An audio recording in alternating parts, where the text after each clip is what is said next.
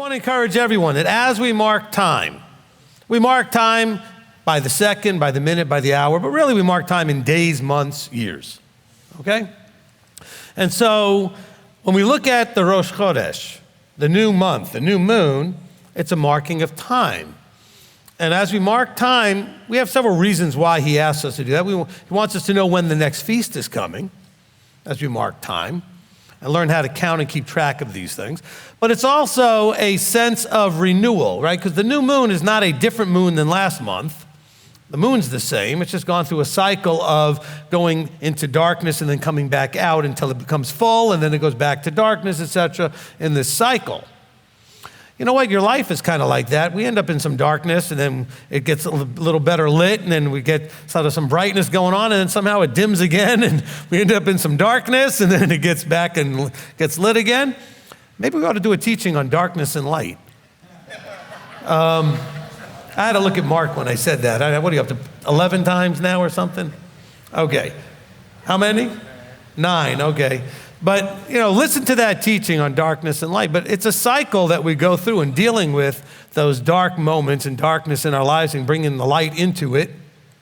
And we mark time using something that goes into darkness and comes out and goes into brightness by counting these months and looking at these months. And so I want to encourage everyone that this should be always a way of renewing or rebirthing and re-energizing your moving forward in your journey into the kingdom. To be more and more excited, more determined, more committed as you move forward. During the blessing of the children, Anthony mentioned that when you ask Yahweh to move a mountain, he sometimes points out the shovel you need to use. Well, you know what? That's a great analogy for every month, because every month you've got some mountains you're dealing with. And you should be looking for your part in it, which is where's the shovel or implement that you're going to use to work on that mountain. And it might not be a shovel, it could be anything. But the thing is, it's something you have to do because you have a part in all. It's not all on you, but you have a part, and you have to do your part. We have this incredibly large target we're aiming at. I'm working on the children's program for the feast, and a lot of it has life prep, and in it there's this idea of goal setting. You know what? I don't like the idea of goal setting. I saw somebody the other day talk about goals are bad. They really are, because you could have a goal, and what's that mean? Nothing. What you need is a target. You need something to aim at, okay? Because if I told you that when you got in the car with me that I had a goal of getting to services, well, are you going to get there or not? What I say, my target, we're getting in this car and we're aiming at it, we're going to the services. We're going to the congregation building. So you have a target of the kingdom. You have a target of transformation from what you are into what he is. And those are big, lofty things for us to be aiming at. Okay. And so why is it then we're intimidated at smaller things that we aim at, like a new job or a better relationship or dealing with some of our challenges that we've always struggled with, whether it's some sort of lust, anger, or sexual or financial or just whatever, laziness, complacency, depression, things that are not just chemical. I mean, things that we could control or make a difference on. Because I know there's some of these things have they're not that controllable for you because you may have a chemical imbalance, but the things that we have control over. But even the ones with chemical imbalances, maybe you can make an effort to balance the chemistry. Okay, whatever it is, how can you have this target of becoming Yeshua-like and being in the kingdom and be completely intimidated by overcoming your financial struggle? Why is that intimidating? Or dealing with relationships that are struggling, or whatever it is. Well, I just can't. Well, you can't do that. How are you going to get in the kingdom? Remember, this is not something that he just did when he was resurrected and everybody just gets in. You get in based on what you do, the choices you make, and the overcoming. Listen to the teaching till you overcome. And it's in the overcoming, he says, to the one who overcomes, will receive all this, and that's in Revelation, right? To the one who overcomes. Sounds like a lot of effort to me, because it is. He expects us to put in the work. Yeshua says, my Father works, and so do I, and so do we. At least we should. And that means we got to work on all these things. So I'm excited to encourage you that if he called you, which he did, and opened up your eyes, gave you ears to hear, a heart to receive the truth about who and what he is and who and what you can be and should be, then you can do the work to get there. But you have to do the work. But you got to believe you can do it. A lot of the stuff I teach and study in personal development has to do with belief. You're not going to get anywhere you don't believe you can go. You're not going to do anything you don't believe you can do. So a lot of you are worried about getting into the kingdom. And you know why you're worried about it? Because you really don't believe you can do it. You got to fix that. But I don't believe. Well, but he called you, so he believes. And so why not lean on that? He's not going to tease you. We say this every month. He's not going to torture you with this excitement about coming into the kingdom and then you can't make it. You may choose not to make it, but you can make it. The question is whether or not you will. And guess what it takes? It takes will. It takes willpower. He wants you to endure. He wants you to struggle. He wants you to overcome. That's a lot of effort. There's an old, little trite saying. It says, no pain, no gain, or no effort, you're not going to receive anything without the effort, right? You got to make the struggle. And in the struggle comes the great reward. Through the struggle, through the journey. It says that Yeshua did not think anything of the tortures he went through because his eye was on what he would receive later. That it wasn't even something to worry about, all that he had to go through, because it was worth everything for where he was going to be. Isn't that supposed to be us too? Right. Isn't that what it's supposed to be? Come on.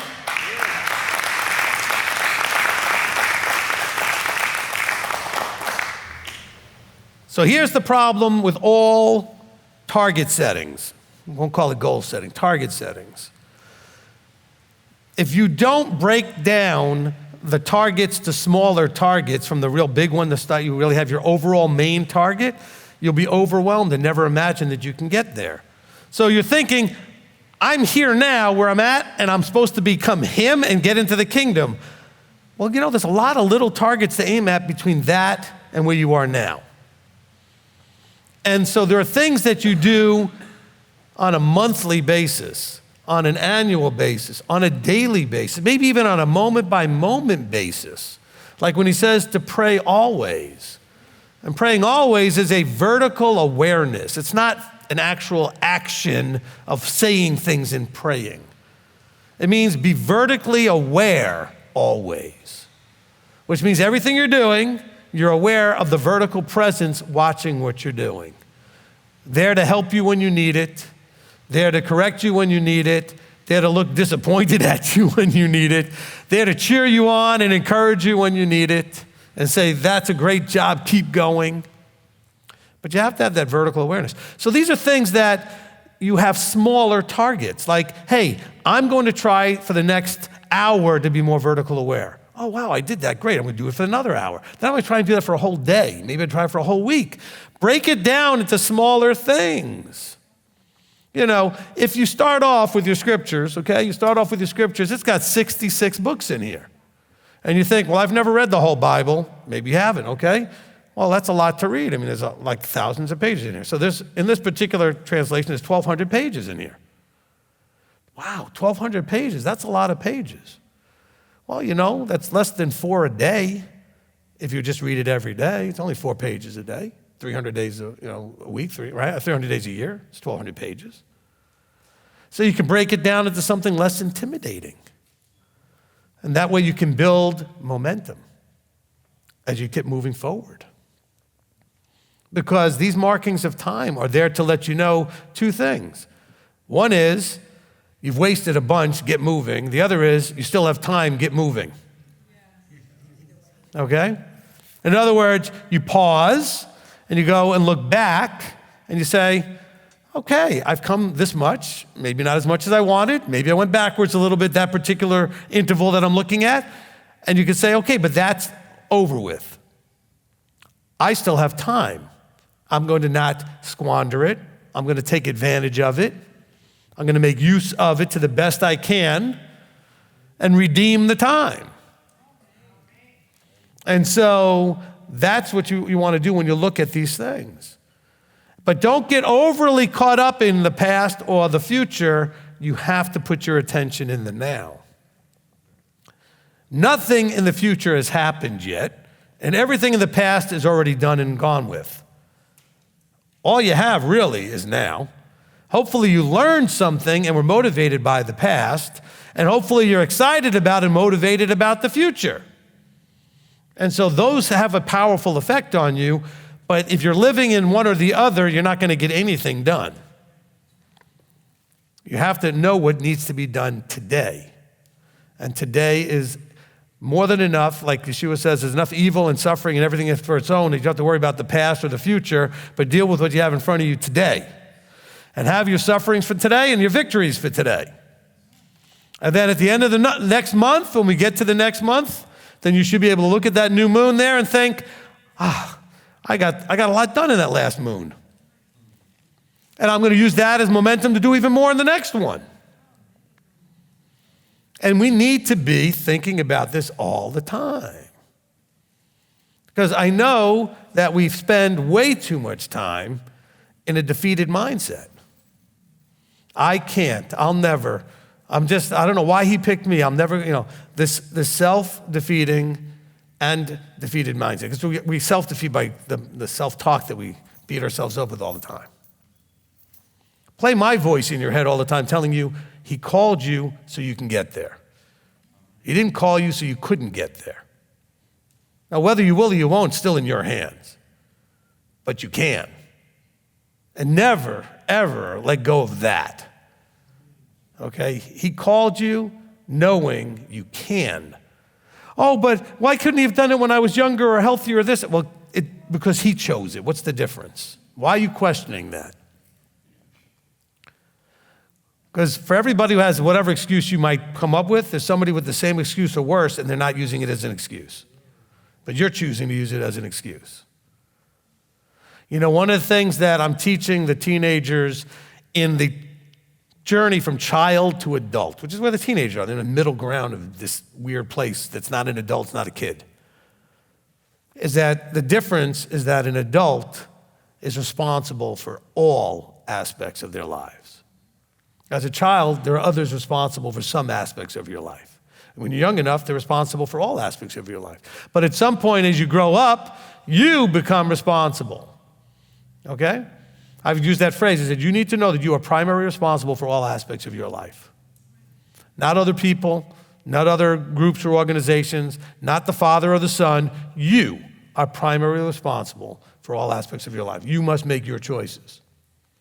And stop calling the ministries and talking to your friends and everybody else looking for them to make decisions for you or abdicate that responsibility over to them. You, if you're going to be an adult, need to own that it's your choices that you have to make.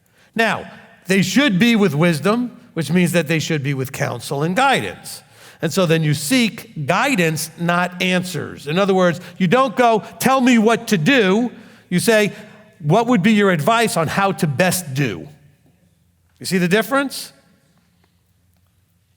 And a good and wise counselor will give you ideas and not give you the mechanics of what to do specifically.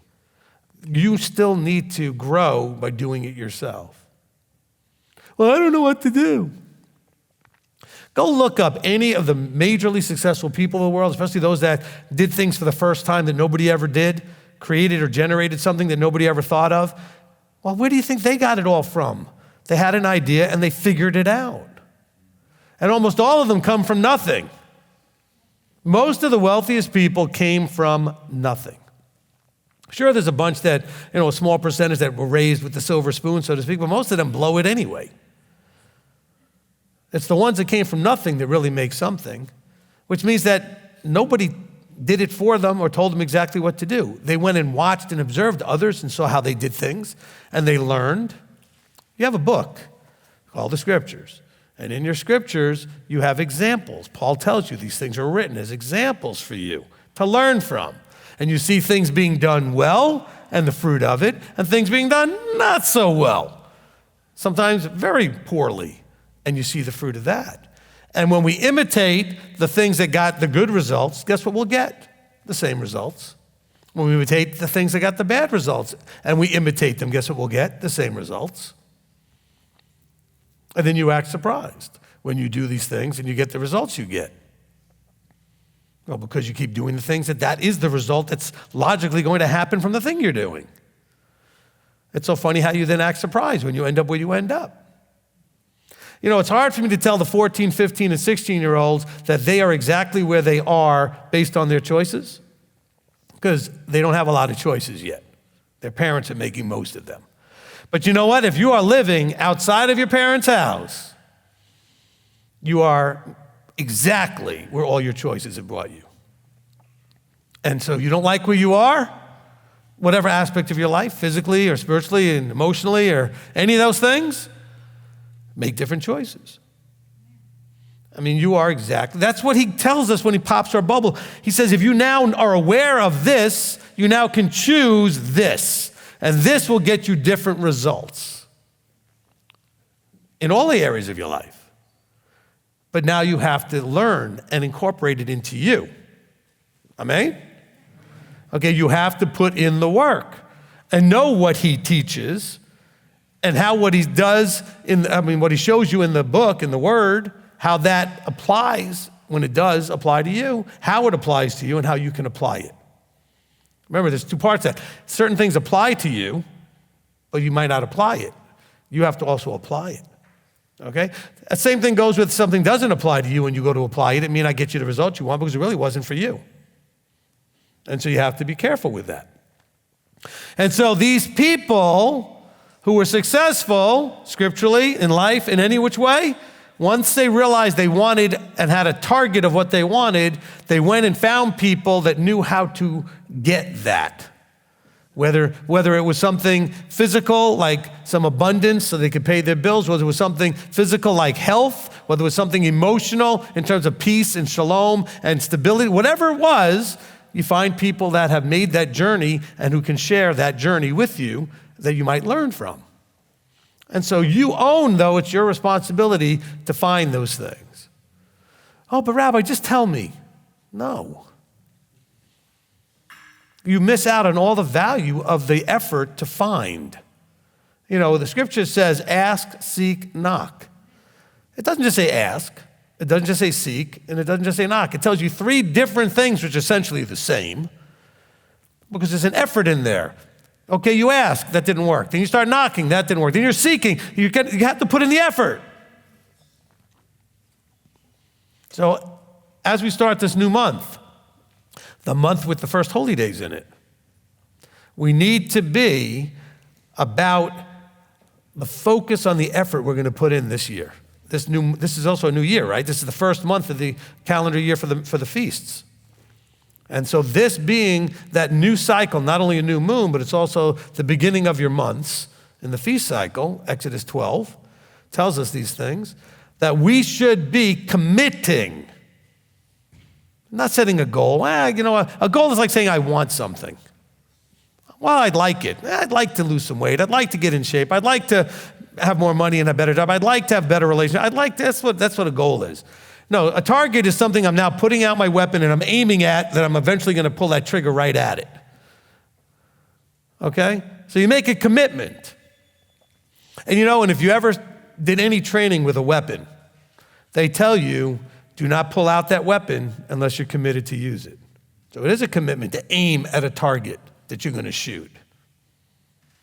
So choose a target, aim at it, And then you have a target. Guess what? I can't hit that target unless I, A, have a weapon to shoot of some sort, something to shoot at the target. I have to load it. I've got to lift it up. I've got to either pull back the string if it's a bow. I got to pull the trigger if it's a gun. And I've got to aim it and pull the trigger. And there's things I have to physically do. And you know what? I might miss. And so then, of course, I'll get all upset, depressed, and quit and walk away. No? What would you do then? Figure out why you missed. Okay, I aimed too high, I aimed too low, I didn't have something powerful enough to shoot that far, I moved my hand, okay? It could be anything, but you have to ask the question, why did I miss? And also, you should know how you missed. Did I miss high? Did I miss low? Was it short? Was it over the top? What was the problem? So things going wrong are excellent. They're awesome. They're wonderful. They're teachers. Oh no, I get upset and depressed and I just walk away and quit. Well, then why are you even here? Because that's never going to get you in the kingdom. Okay, I can promise you quitters are not going to get in. You have to endure. You have to persevere. So if something doesn't work, you get excited and say, wow, hopefully I learned something so that next time I'll get a better shot at working. And it still might not work, but it might get closer. Because I can tell you that when I've done target type things and I've missed and I've made an adjustment, I didn't hit the next time perfectly, but I got closer. Or maybe I was overcompensated and I was off the other side. And so you keep making those little adjustments until you hit the target. Okay? And don't be upset about being off course. Do you know that when a plane is flying, it's off course 90-something% of the time? It is, it's off course. They're constant. When you drive a car, the first thing that I remember learning this when I was driving is that I don't just hold the steering wheel tight in a straight line, because then you're gonna go crash into something. You're making these little, tiny little adjustments all the time, because the roads are not perfectly straight, even though they look straight. And the wheels are not perfectly aligned, and so you have a little drift going on. So you learn that you're making these tiny little adjustments with the steering wheel all the time, because you're off course a little bit at least all the time. And so you don't quit driving just because you're a little bit off course. What you do is you learn how to make those subtle adjustments. What if you're driving and you realize that you missed your exit or you ended up in the wrong place or something went wrong? Well, you pull over, you figure out where it went wrong, you turn around, now you go in the right direction. Or maybe you ask directions, gentlemen. I don't know why men have the reputation for not asking directions, but with the GPSs nowadays, you just follow that, but still. All right, well, that was a lot of stuff to say, because I really want you, because I have this opportunity just to kind of talk to you guys for the teaching time here, to get excited about what you can do with his help and encouragement this month to become that much more like him and ready for the kingdom. Amen? Amen.